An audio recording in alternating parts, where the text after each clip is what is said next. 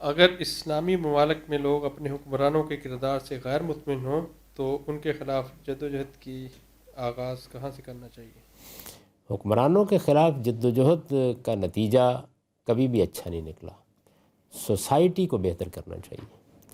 ہر شخص کو اصل میں اپنے معاشرے کو ہدف بنانا چاہیے۔ جب کسی معاشرے میں علم پھیل جاتا ہے، جب معاشرے کی اچھی اخلاقی تعمیر ہو جاتی ہے، تو خود بخود ایک اچھے سماج کے اندر سے اچھے حکمران پیدا ہونا شروع ہو جاتے ہیں۔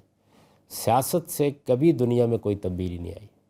آج تک دنیا کی تاریخ میں صرف فساد پیدا ہوا ہے۔ انقلاب فرانس سے بھی فساد پیدا ہوا، باقی انقلابات سے بھی فساد پیدا ہوئے ہیں۔ بالشوک انقلاب آیا دنیا میں، آپ جانتے ہیں کہ 80 سال تک دنیا کو کیا بھگتنا پڑا ہے۔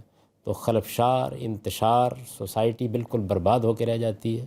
اس کا کوئی اچھا حاصل نہیں ہوا۔ صدیوں کا تجربہ یہی بتا رہا ہے، ہمیشہ معاشرے کے اندر اچھی تبدیلیاں آتی ہیں علم سے، اخلاق سے۔ مغربی معاشرے کا آپ جائزہ لیں تو آپ کو اندازہ ہوگا یہ جس معاشرے میں اب آپ رہ رہے ہیں، اس میں یہ تبدیلیاں اسی طریقے سے آئی ہیں۔ بڑا بے پناہ کام کیا لوگوں نے، بڑا اعلیٰ فکر پیدا کیا ہے، بہت اچھے ادارے بنائے ہیں، بہت اچھی یونیورسٹیاں بنائی ہیں، لوگوں کے اندر علم کی حقیقی روح بیدار کرنے کی کوشش کی ہے۔ اس سے پوری سوسائٹی تبدیل ہو گئی ہے۔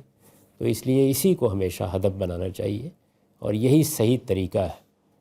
جہاں کہیں بھی حکمران برے یا اچھے ہوتے ہیں، وہ عام طور پر معاشرے کا عکس ہوتے ہیں۔ جو ہمارا معاشرہ ہے، جو ہماری سوسائٹی ہے، تو ساری توجہ سماج کی اصلاح پر رکھنی چاہیے۔